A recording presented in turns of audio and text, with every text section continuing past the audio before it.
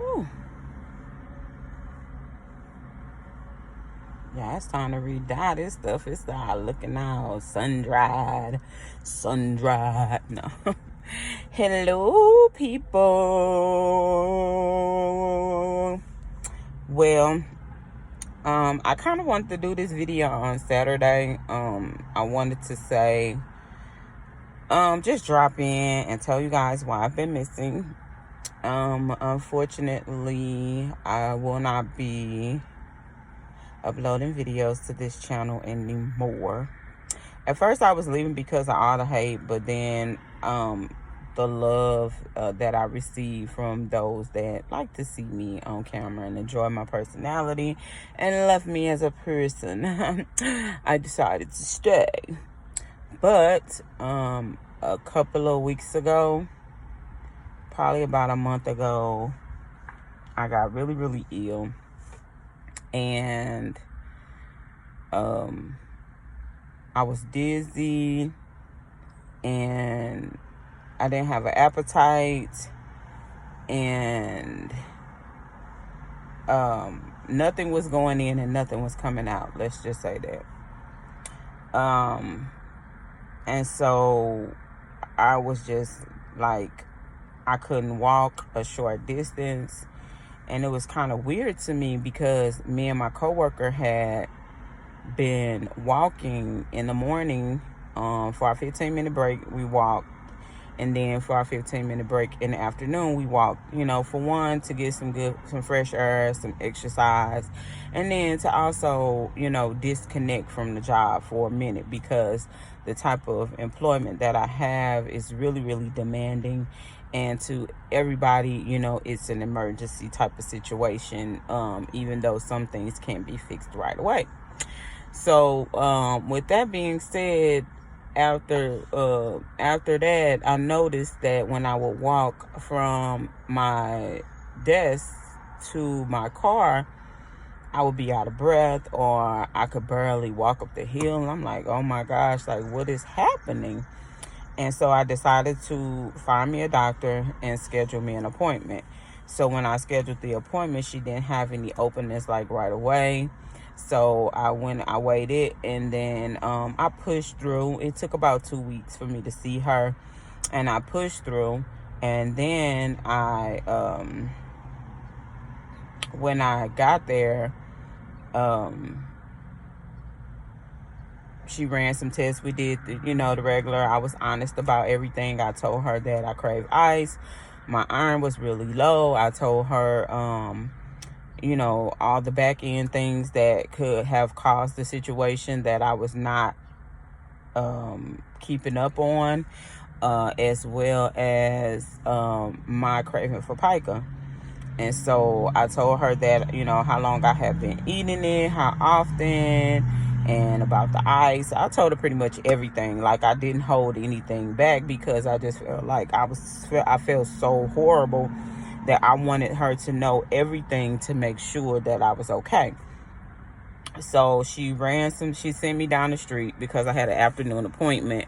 So she sent me down the street, and y'all, I didn't even know they have a lab where you can pull up to, just like when you go get an oil change, like Valvoline. What's the other place? It's another place. It's Valvoline, and then it's something else. But anyway, it's like you pull up, and it's like you're gonna get your car checked, but actually I got blood work done. And it was just so crazy to me, because I was just like, I never experienced that before. So you pull in, you stop at the speaker, and then she'll ask you what you need. Do you have an appointment? And then she'll tell you what garage door to pull around to. And then she opened the door, and she let me in, and she opened the door, my car door, and I turned around like I was going to get out, and I handed her my arm, the one that is my good old faithful. This one right here, this right hand, that right arm has a visible vein that always pops out, because I've been dealing with that vein for 5 children, okay? So it's been through a lot. Anyway, she went ahead and did that. So it was about maybe 3 o'clock when I made it there. So I got back home and I was laying down because the day before I had ordered an air conditioner, and it was, y'all, I was like sweating so profusely. I couldn't stand. And my kids had to do pretty much everything while I was sitting there, and I felt so bad because I can only do so much. I would lift the air conditioner and I can hold it for them to position it and do whatever they had to do, but I felt so bad because I really couldn't help them, but it was so freaking hot in the house. So we finally got the air conditioning and it cooled off, and I took me a bath, and I got some rest. And so that was the day before though. But anyway, I'm laying in bed and my ringer is always off. My ringer hasn't been on for some years. My daughter, my second oldest, she used to always fuss at me. She was like, "You never answer your phone." And it's like, I'm so used to having my phone on silent because I'm at work that I just don't turn it on because don't nobody call me. You know what I'm saying? So my phone, it kept ringing with this weird number and I didn't answer it. And I'm like, okay. So I finally answered the phone and he's all telling me to turn off the TV because he can't hear me and my background is too loud and this, that, the other. He needs to speak to Tanisha. And I'm like, well, who is this?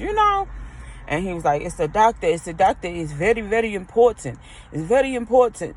You need to go to the hospital right now. You need blood transfusion. You need blood transfusion. I'm like, oh my Lord, y'all. I was so afraid because I have never had to deal with such an emergency type of situation. And I didn't know where to go. I didn't know what was going to happen. And so my middle daughter was in there, and I just happened to say, well, I'm just going to wait till I go to church tomorrow because this is a Friday. I'm just going to wait till I go to church tomorrow, and I'm going to talk to my pastors and see what they say. Like, because I've never had somebody else's blood in my body before. Like, I've never had to do this before. Like, I don't even know what's going to happen. So I look it up, and it says it's going to take, about 4 hours for the blood to go in and this, that, and the other. And I'm just like, oh, my gosh. So I didn't want to go, but I said I better go because he said it was an emergency. So I'm sitting there. My baby girl come in. She said, Mama, we're just going to pray about it. And then when we're done, we're just going to go. So we prayed about it. We get in the car. I go to the hospital that I know to go to.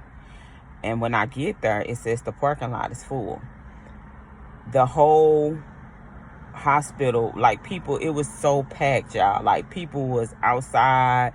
You could see them sitting, like, when you first walk through the door, you could see them sitting all on the windowsill with blankets and walking in and out, and people was steady going in. And I'm just like, I don't want to go to this hospital.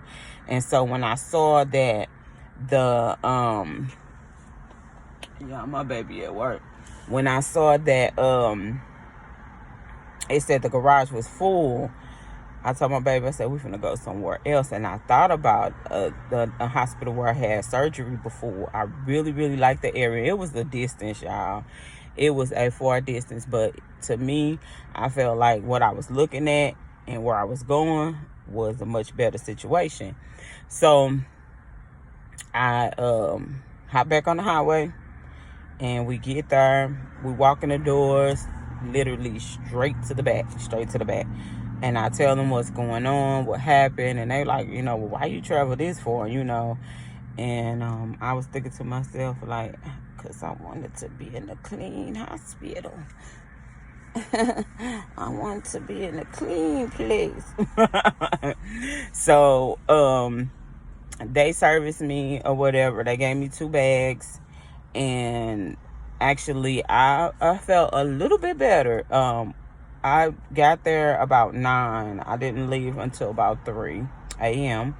So which means I probably made it home about 3:30. So when it first happened, I was at a 5.4. To be at a normal rate, you're supposed to be like a 12. So they put me to a point where they thought I would be a 7. But when I made it to the doctor the following Friday, which was a week later, I was only a 6.2, which meant I'm at work. I done went to the doctor, got back to work. I'm doing some work, and we just got out of a meeting. I'm talking to my supervisor, and the doctor called. I'm like, what's going on? Oh, I got to go back to the hospital again. And this time, they gave me another bag, and then they also gave me 2 vials of iron. And they said I was a 6.2. It was still too low. And so, because of the hospital that I went to, she sent my orders to a sister hospital, which is connected to the office that she works for. And it's a brand new hospital, so my expectation of this hospital was very high. But when I got there, I was so disappointed. They didn't have any rooms, which, okay, it's a hospital. I understand that. So they put the IV in my arm and then sent me back in the waiting room. Okay. Then I have 2 people that I brought with me for support, and they wouldn't even let them come back there with me. They left them in the waiting room for all that time. And it literally takes 4 hours for you to get one bag. And so because they were 18 and under, well, 18, she tried to hurry up, and she had to flow a little faster than normal. She allowed it to go a little faster.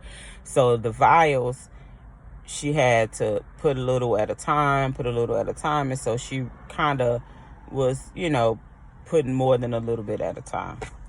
Y'all, I probably still didn't leave there till probably about 4:30 in the morning. And I had got there at about 7. I went at 7 and I left at 4:30. And it's like she let it drip a little faster than she should have. So by the time I left out of there, y'all, like, my body was so sore. Like, I literally was in bed for 2 days after that. Like, I could not. My body hurt so bad, and it was just, I couldn't even explain it. And the doctor that came in, that was on staff when I first got there, did a rectal test, and like, he was in and out, and I was like, my back was still turning. He left, and I was like, I told the nurse, I said, he didn't even say goodbye. Like, he was in and out, and I kept telling him nothing's happening. Why you gotta check that? But so my cravings have gone away.